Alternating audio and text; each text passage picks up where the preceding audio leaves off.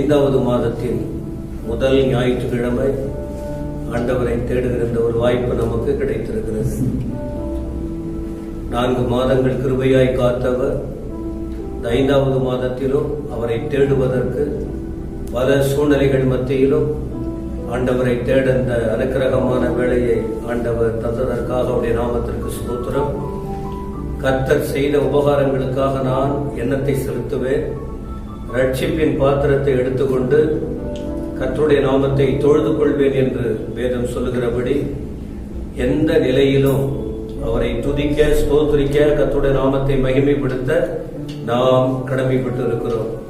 எனவே இந்த நேரலையில் சபைக்குட்பட்ட தேவ பிள்ளைகளும் மற்றும் இதை காண்கிற ஒவ்வொருவரும் கூட ஆண்டவர் இயேசு நம்மோடு கூட இருக்கிறார், நம்மோடு கூட பேசுகிறார். இதுவரைக்கும் அவர் அற்புதமாய் வழி நடத்தி வந்தார். அவர் தான் நம்மோடு இருக்கிறார் என்ற உணர்வோடு கூட இந்த ஆராதனையில் நீங்கள் பங்கெடுக்கும் போது பயத்தோடு பக்தியோடு ஒவ்வொருவரும் குடும்பமாய் பயத்தோடு வீடுகளில் அமர்ந்து நீங்கள் இந்த ஆராதனையில் பங்கெடுத்தால் இந்த நாளுக்குரிய இந்த மாதத்துக்குரிய ஆசீர்வாதங்களை அவர் நமக்கு கொடுக்க வல்லவராய் இருக்கிறார். அவரை நாம் நம்பி வாழக்கூடியவர்களாய் இருக்கிறோம். அவரையே நம்பி நாம் ஜீவிக்க வேண்டும். தேவனமோடு இடைப்படுவாராக, நம்முடைய ஆராதனையை ஏற்றுக்கொள்வாராக.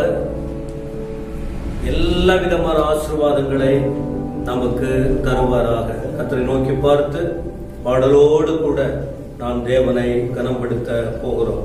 கர்த்தரை நம்பியே ஜீவிப்போம், கவலை கஷ்டங்கள் தீர்ந்திடும்.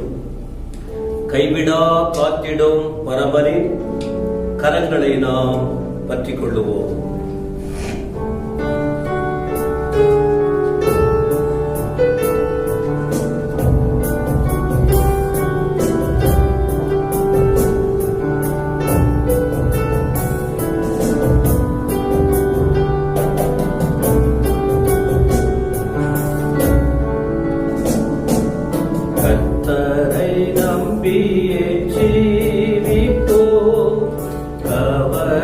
கஷ்டங்கள் தீர்ந்திடும், கைவிடா காத்திடும் பரமரின் கரங்களை நாம் பற்றிக் கொள்வோம்.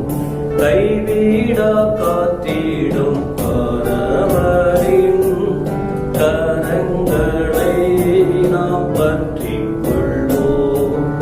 ஜீவதேவன் பின் செல்லுவோம், ஜீவ ஒளிதனை கண்டடைவோம்.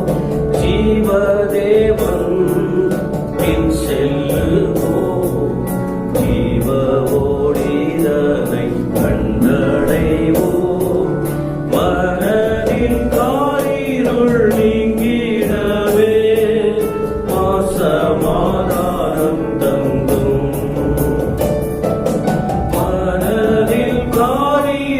நீங்கிடவே மாசமாதானம் தங்கும். தெரிந்தவர்கள் கர்த்தரை நம்பி ஜீவிப்போம், கவலை கஷ்டங்கள் தீர்ந்திடும், கைவிடா காத்திடும் பரமரின் கரங்களை நாம் பற்றிக் கொள்வோம். கைவிடா காத்திடும் பரமரின் கரங்களை நாம் பற்றிக் கொள்வோம். உண்மை வழி நடந்திடும் உத்தமருக்கென்றும் கர்த்தர் துணை. உண்மை வழி நடந்திடும் உத்தமருக்கென்றும் கர்த்தர் துணை. கண்கள் அவன் மீது வைத்திடுவார், கருத்தாய் காத்திடுவார். கண்கள் அவன் மீது வைத்திடுவார், கருத்தாய் காத்திடுவார்.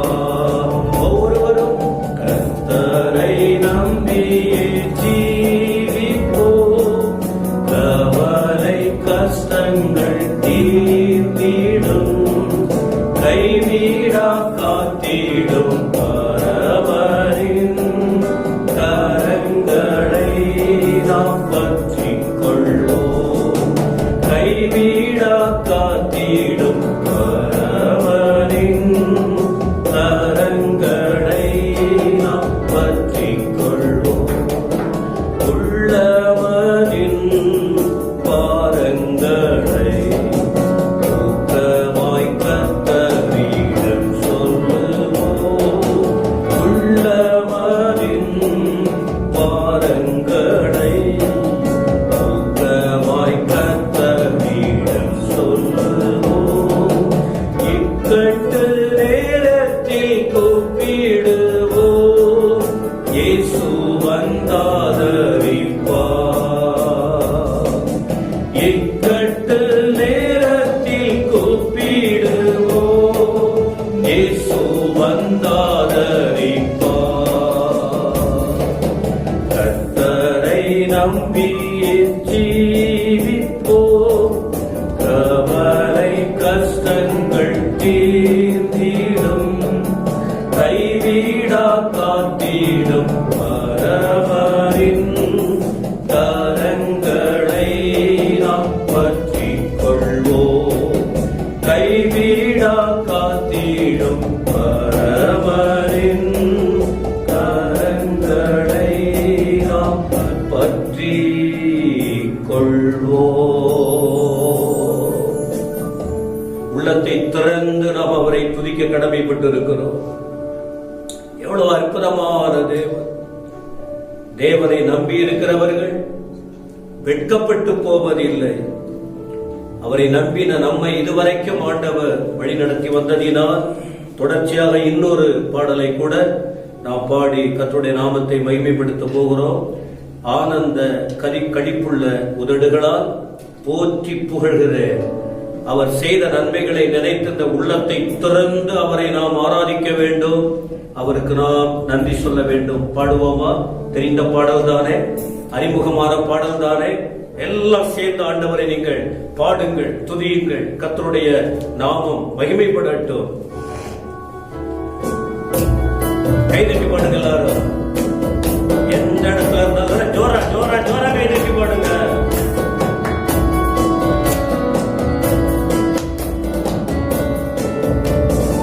ஆனந்த கழிப்புள்ள உதடுகளா போற்றி புகழ்கிறே. ஆனந்த கழிப்புள்ள உதடுகளா போற்றி புகழ்கிறே. அறுசுவை உணவு உண்பது போல் திருப்பி அடைகிறே. அறுசுவை உணவு உண்பது போல் திருப்பி அடைகிறே. தினமும் துதிக்கிறே. ஆனந்த கழிப்புள்ள உதடுகளால் போற்றி புகழ்கின்றே.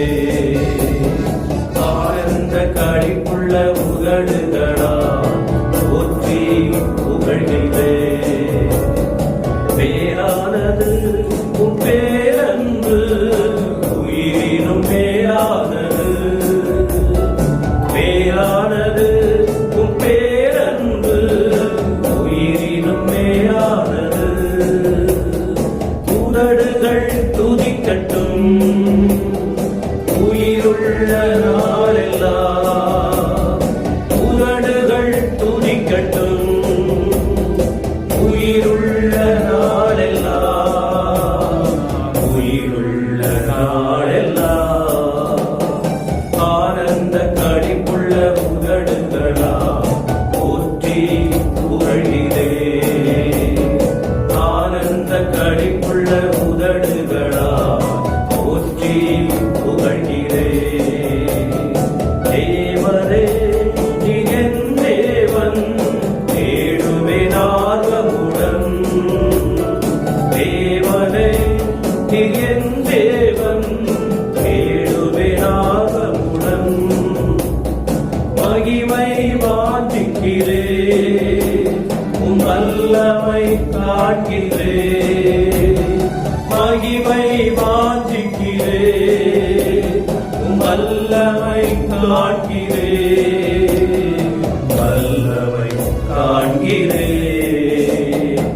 ஆனந்த கழிப்புள்ள உதடுகளா போற்றி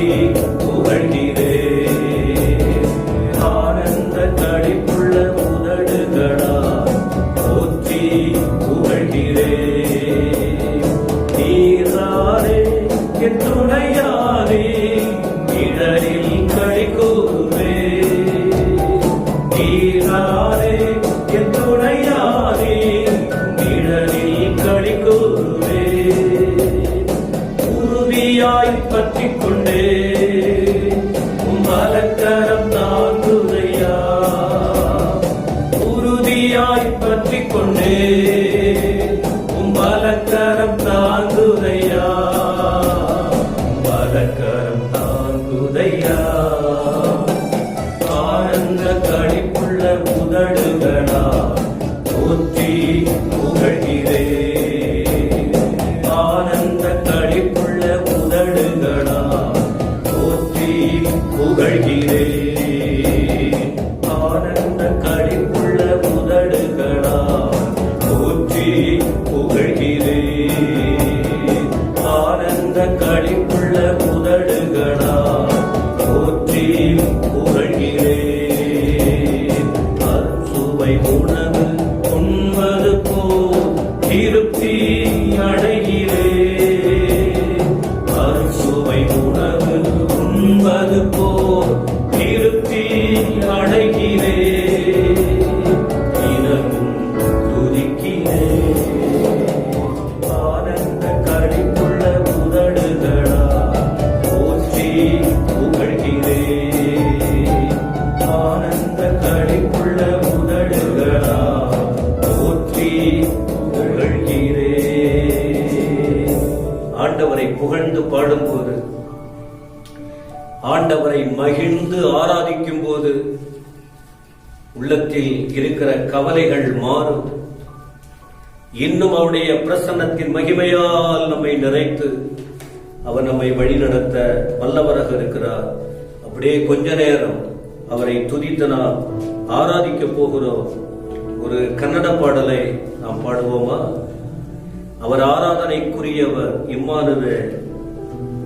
அவரோடு நாம் இருக்கும்போது, அவரோடு வாசமாய் இருக்கும்போது அவருடைய மகிமையை நாம் அனுபவிக்க முடியும். ஹல்லேலூயா, ஹல்லேலூயா. எல்லாம் இருக்கிற இடத்துல அப்படியே கண்களை மூடணும். நீங்க கண்களை மூடி பயபக்தியோடு கர்த்தரை தேடும் போது அந்த பிரசன்னத்தை அனுபவிக்க முடியும். அவர் நம் மத்தியில் இருக்கிறார். இப்போது அவர் உங்களோடு பேசிக் கொண்டிருக்கிறார். அவருடைய பிரசன்னம் இப்பொழுது உங்களை ஆளுகை செய்து கொண்டிருக்கிறது. ஏதோ எங்கேயோ இருக்கிறோம் என்று நீங்கள் நினைக்க வேண்டாம். 2 பேர் 3 பேர் கூடி இருக்கும் போது அந்த இடத்துல நான் இறங்கி வந்து உங்களை நடத்துவேன் ஆண்டவர் சொல்லி இருக்கிறார். பிரியமானவர்களே, எல்லாரும் கண்களை மூடி கர்த்தரை நோக்கி பார்த்து இந்த நாளிலே இந்த பாடல், இந்த பல்லவியை நாம் பாடுவோமா?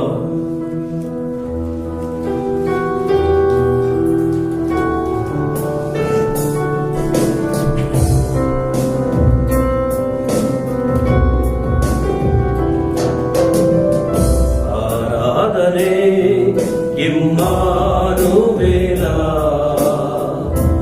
ஆராதனை இம்மானுவேலா, ஆராதனை இம்மானுவேலா, ஆராதனை ಇಮ್ಮಾನುವೇಲ ನಮ್ಮ ಜೊತೆಯಲ್ಲಿ ಇರುವವರೇ, ನಮ್ಮ ಮಧ್ಯದಲ್ಲಿ ವಾಸಿಸುವರೇ. சொல்லுங்க, ನನ್ನ ಜೊತೆಯಲ್ಲಿ ಇರುವವರೇ, ನಮ್ಮ ಮಧ್ಯದಲ್ಲಿ ವಾಸಿಸುವರೇ.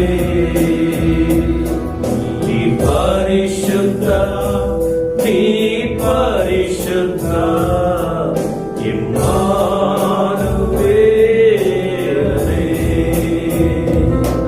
ನೀ ಪರಿಶುದ್ಧ, ನೀ ಪರಿಶುದ್ಧ, ಇಮ್ಮಾನುವೇಲನೇ.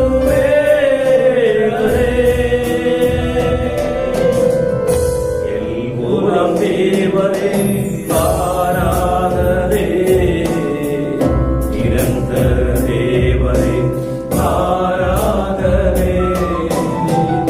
ಎಲ್ಗುಣಂ ದೇವರೇ ಆರಾಧನೆ, ನಿರಂತರ ದೇವರೇ ಆರಾಧನೆ. ನಿತ್ಯ ದೇವರು ನೀನೇ, ಮಹಾಪರಿಶುದ್ಧ ರಾಜ ನೀನೇ.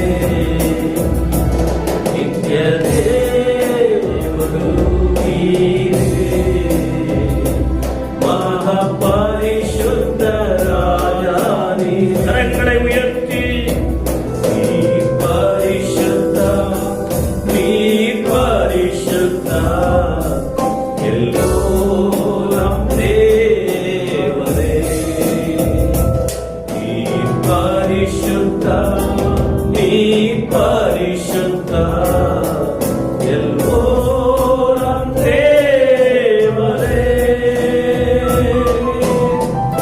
எல் ஷடாய் தேவரே ஆராதனே. சர்வசக்தரே ஆராதனே.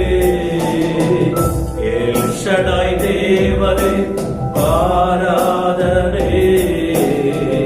சர்வசக்தரே ஆராதனே. நீ சர்வ சிருஷ்டிகர்த்தனே. ಸರ್ವಲೋಕವನ್ನು ಮಾಡುವವರೇ.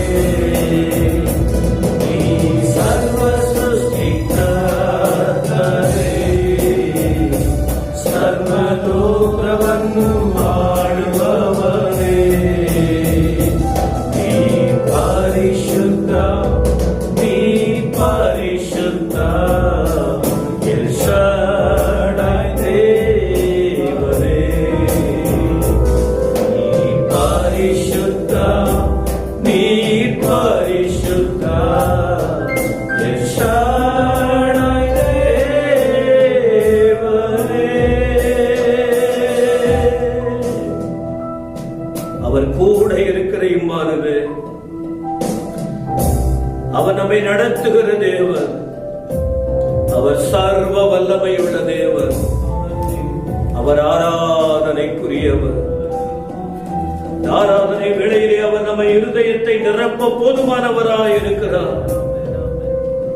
ஒரே ஒரு 2 சரணங்களை பாடி தேவ பிரசன்னம் நம்மத்திலே இருக்கும் போது, தேவாவியானவர் நம்மை நடத்தி கொண்டிருக்கும் போது, உங்களுடைய கவலைகள் பாரங்கள் எதுவாய் இருக்கலாம், உங்கள் சூழ்நிலைகள் சோதனைகள் எதுவாய் இருக்கலாம், இந்த தொழுகை நேரத்திலும் இந்த ஆராதனை வேளையில் தானே உங்களை நிறைவாக்க, உங்களை பலப்படுத்த அவர் போதுமானவராய் இருக்கிறார். முழு இருதயத்தோடு உம்மை நான் துதிக்கிறேன் ஆண்டவரே. நீர் உன்னதமானவர். உம் அதிசயங்களை நான் எடுத்துரைக்க நான் எம்மாத்திரம். இந்த காலை வேளையிலே உன்னதமானவரே, எனக்கு உறைவிடம் நீங்க தான் ஆண்டவரே.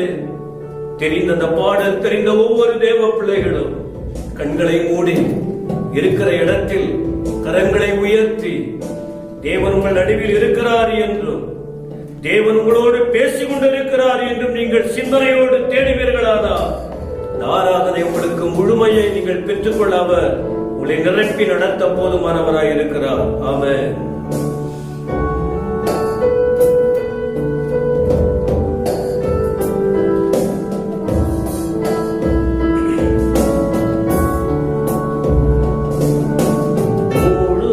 இதயத்தோடு உம்மை துதிப்பே உன்னதமானவரே. உம் அதிசயங்கள் எல்லாம் எடுத்துரைப்பே அதிசயமானவரே. முழு இதயத்தோடு உம்மை துதிப்பே உன்னதமானவரே.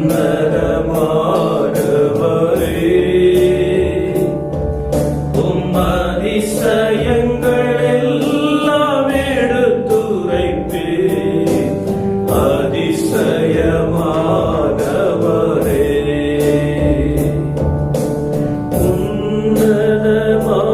உன்னதமானவரே, என் உறைவிடம் நீரானே.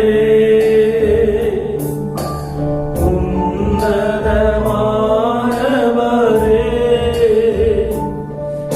என் உறைவிடம் நீரானே. உயர்த்துகிறே, வாழ்த்துகிறே, வணங்குகிறே, உம்மை போற்றுகிறே. உயர்த்துகிறே, வாழ்த்துகிறே, வணங்குகிறே, உம்மை போற்றுகிறே. முழு இதயத்தோடு உம்மை துதிப்பே உன்னத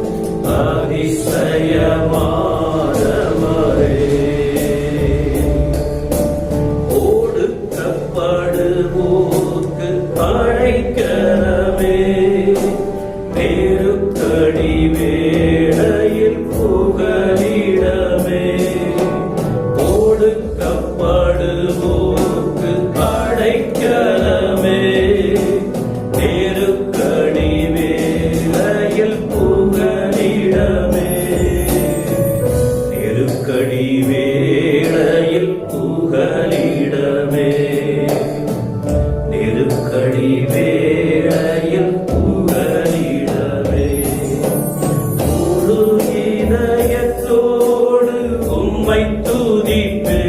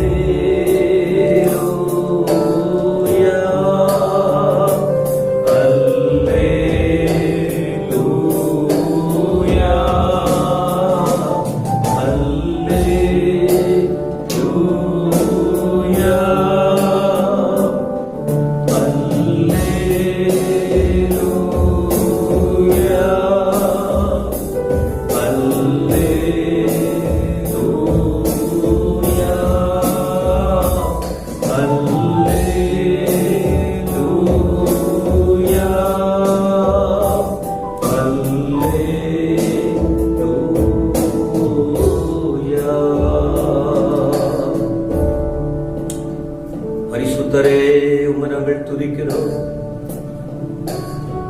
பரலோக தேவனே உம்மை நாங்கள் துதிக்கிறோம். உன்னதமானவரே உம்மை நாங்கள் துதிக்கிறோம். ஆட்சிமை பொருந்தியவரே உம்மை நாங்கள் துதிக்கிறோம். எங்கள் தேவாதி தேவனே உம்மை நாங்கள் துதிக்கிறோம். எங்கள் ராஜாதி ராஜனை துதிக்கிறோம். எங்கள் ஜீவனின் அதிபதியே உம்மை நாங்கள் துதிக்கிறோம். எங்களோடு இருக்கிறவரே உம்மை நாங்கள் துதிக்கிறோம். எல்லாரும் அப்படியே கரங்களை உயர்த்தி துதிப்போமா.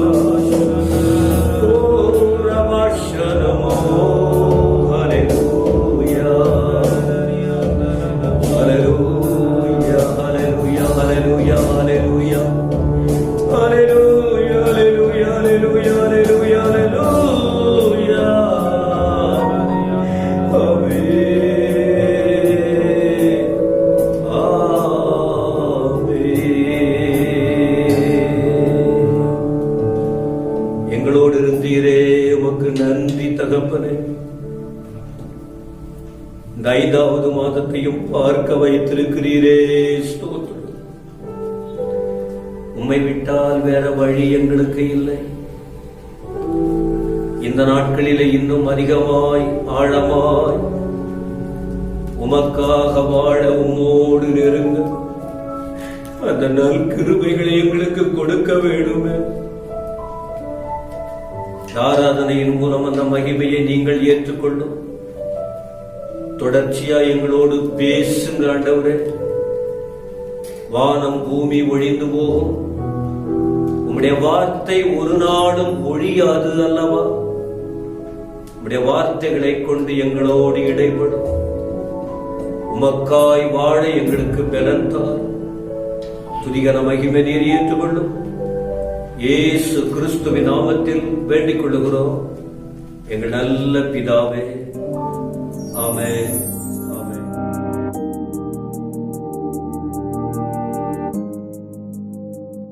கர்த்தருடைய பரிசுத்த நாமத்துக்கு மகிமை உண்டாவதாக. ದೇವರ ಪರಿಶುದ್ಧ ನಾಮಕ್ಕೆ ಮಹಿಮೆ ಉಂಟಾಗಲಿ. இந்த நாளிலும் கூட தேவன் எனக்கு கொடுத்ததான அந்த வாய்ப்புக்காக நான் அவருக்கு நன்றி செலுத்துகிறேன். ಈ ದಿನದಲ್ಲಿ ನನಗೆ ಕೊಟ್ಟಿರುವ ಈ ಸಮಯಕ್ಕಾಗಿ ದೇವರನ್ನು ಸ್ತುತಿಸುತ್ತೇವೆ.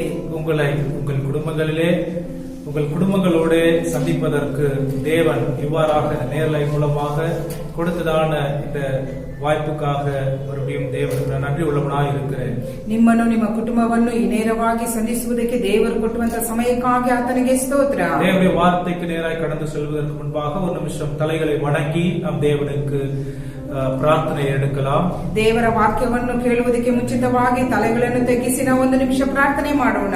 கிருபையுள்ள நல்ல ஆண்டவரே, இந்த காலை வேளைக்காய் உமக்கு நாங்கள் நன்றி செலுத்துகிறோம். ಕೃಪೆಯುಳ್ಳ ನನ್ನ ದೇವರೇ, ಈ ಬೆಳಗಿನ ಸಮಯಕ್ಕಾಗಿ ನಿಮಗೆ ವಂದನೆಯನ್ನು ಸಲ್ಲಿಸುತ್ತೇವೆ. எவ்வளவு நல்ல தேவனாக என்றென்றைக்கும் மாறாதவராய் இருக்கிறீர் என்று நாங்கள் அறிந்திருக்கிறோம் ஆண்டவரே. ನೀವು ಎಷ್ಟು ಒಳ್ಳೆಯ ದೇವರಾಗಿದ್ದು ಯಾವಾಗಲೂ ಬದಲಾವಣೆ ಆಗದಂತ ದೇವರಾಗಿದ್ದೀರಾ, ನಿಮಗೆ ಕೃತಜ್ಞತೆಯನ್ನು ಸಲ್ಲಿಸುತ್ತೇವೆ. எங்களுடைய எல்லா சூழ்நிலைகளையும் நீர் அறிந்திருக்கிற தேவனாக இருக்கிறீர். ನಮ್ಮ ಎಲ್ಲ ಪರಿಸ್ಥಿತಿಗಳನ್ನು ತಿಳಿದಾತನು ನೀವು. நாங்கள் விரும்புகிறதை ஆண்டவரே, எங்களுடைய போராட்டங்களை, எங்களுக்கு காணப்படுகிற இக்கட்டான நிலைமைகள், இந்த நாட்களிலே நாங்கள் கடந்து போய் கொண்டிருக்கிறதான கடினமான பாதைகளை ஆண்டவரே நீர் ஆண்டவரே முடியாமல் நீர் எல்லாவற்றையும் அறிந்திருக்கிற தேவனாய் இருக்கிறீர். ಈ ಒಂದು ದಿನಗಳಲ್ಲಿ ನಾವು ಕಷ್ಟದಲ್ಲಿಯೂ ವೇದನೆಯಲ್ಲಿಯೂ ಹೋಗುತ್ತಿರುವಂತ ಎಲ್ಲ ಕಾರ್ಯಗಳನ್ನು ನೀವು ತಿಳಿದಿರುವಂತ ದೇವರಾಗಿದ್ದೀರಾ. நீர் விரும்புகிறதான காரியங்களை எங்களுடைய வாழ்க்கையிலே நாங்கள் ஆண்டவரே உடைய பரிசுத்த ஆவியானவர் மூலமாக கற்றுக்கொள்ள கொஞ்ச நேரம் உடைய வார்த்தையை நாங்கள் தியானிக்க இருக்கிறோம். எங்களோடு நீர் இடைப்பட வல்லவராய் இருக்கிறபடியால் நன்றி செலுத்துகிறோம். ನೀವು ಬಯಸುವ ರೀತಿಯಲ್ಲಿ ನಮ್ಮ ಜೀವಿತವನ್ನು ದೇವರ ವಾಕ್ಯವನ್ನು ಕೇಳಿ ಬದಲಾಯಿಸಿಕೊಳ್ಳುವುದಕ್ಕಾಗಿ ನೀವು ಕೊಟ್ಟಿರುವ ಈ ಸಮಯಕ್ಕಾಗಿ ನಿಮಗೆ ಸ್ತೋತ್ರ. ஆண்டவரே, நாங்கள் வசனத்திற்கு போறதுக்கு முன்பாக பலவீனமாய், சுகவீனமாய், வியாதியோடு படுத்த படுக்கையில் இருக்கிறவர்கள், ஆகாரம் இல்லாமல் இருக்கிறவர்கள், ஆண்டவரே குடும்பங்கள்ல ஆண்டவரே ஒருவேளைக்கு கூட சாப்பிட வழி இல்லாதவர்களை நாங்கள் நினைக்கிறோம். இப்படிப்பட்டதான ஆண்டவரே கொடிய வாதையினாலே உலகம் முழுவதும் தத்தளித்துக் கொண்டிருக்கிறதான இப்படிப்பட்ட காரியங்களை நினைத்து ஆண்டவரே உடைய பாதத்தை ஒரு விசை கூட நாங்கள் ஆண்டவரை இருக்க பிடித்து மன்றாடுகிறோம். ದೇವರ ವಾಕ್ಯವನ್ನು ಕೇಳುವುದಕ್ಕೆ ಮುಂಚಿತವಾಗಿಯೂ ಯಾರೆಲ್ಲ ರೋಗದಲ್ಲಿಯೂ ಕಷ್ಟದಲ್ಲಿಯೂ ಬಲಹೀನತೆಯಲ್ಲಿ ಇದ್ದಾರೋ, ಆಹಾರವಿಲ್ಲದೆ ಕೊರತೆಯಲ್ಲಿ ಇದ್ದಾರೋ ಅಂತವರನ್ನು ನಾವು ನೆನೆಸಿ ನಿಮ್ಮಲ್ಲಿ ನಾವು ಬೇಡಿಕೊಳ್ಳುತ್ತೇವೆ ಸ್ವಾಮಿ. நீங்க மனமிறங்கினால்தான் எங்களுக்கு எங்களுடைய சூழ்நிலைகள் மாறும் என்பதில் எந்த சந்தேகமும் இல்லை ஆண்டவரே. ನೀವು ಮನಮರುಗಿದರೆ ಮಾತ್ರ ಎಲ್ಲಾ ಕಾರ್ಯವು ನೆರವೇರುತ್ತದೆ ಎಂಬುದಾಗಿ ನೋಡುತ್ತೇವೆ. எங்களால் ஆண்டவரே முடிகிற அளவிற்கு எங்களுடைய எல்லா காரியங்களையும் நாங்கள் முயற்சி செய்து கடைசியாக உம்மண்டை வருவதை விட ஆண்டவரே துவக்கமும் முடிவுமாய் நீர் இருக்கிறீர் என்று நாங்கள் அறிந்திருக்கிறோம். உம்மண்டை நாங்கள் நெருங்க எங்களுக்கு நீர் கிருபை தாரும். ನಾವು ಎಲ್ಲಾ ಕಾರ್ಯಗಳಿಗಾಗಿ ಮೊದಲನೇದಾಗಿ ಪ್ರಯಾಸಪಟ್ಟು ಅನಂತರ ನಿಮ್ಮೊಟ್ಟಿಗೆ ಬರುವುದಕ್ಕೆ ಮುಂಚಿತವಾಗಿ ನಾವು ನಿಮ್ಮಲ್ಲಿಯೇ ಬಂದು ಎಲ್ಲಾ ಕಾರ್ಯವನ್ನು ನಿಮ್ಮಲ್ಲಿ ಬೇಡಿಕೊಳ್ಳುತ್ತೇವೆ.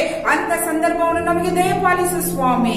ಮಾತ್ರ ಮಹಿಮೆಪಡುತ್ತಿರೋம், ನಿಮ್ಮನ್ನು ಮಾತ್ರ ಮಹಿಮೆ ಪಡಿಸುತ್ತೇವೆ. எங்களோடு பேசுவீராக, ನಮ್ಮೊಟ್ಟಿಗೆ ಮಾತನಾಡುವವರಾಗಿರಿ. சூழ்நிலைகளை மாற்றுவீராக, ಪರಿಸ್ಥಿತಿಗಳನ್ನು ಬದಲಾಯಿಸಿರಿ. இதயங்களை ஆயத்தப்படுத்துவீராக, ಹೃದಯಗಳನ್ನು ಸಿದ್ಧಪಡಿಸಿರಿ. நன்றி செலுத்துகிறோம், ಕೃತಜ್ಞತೆ ಹೇಳುತ್ತೇವೆ. ಯೇಸುವಿನ ನಾಮದಲ್ಲಿ பிதாவே, ಯೇಸುವಿನ ನಾಮದಲ್ಲಿ ತಂದೆಯೇ, ஆமென். ஆமென். இந்த நாளிலே ஒரு தலைப்போடு கூட உங்களிடத்துல நான் கொஞ்ச நேரம் தேவனுடைய வார்த்தை பகிர்ந்து கொள்ள விரும்புகிறேன்.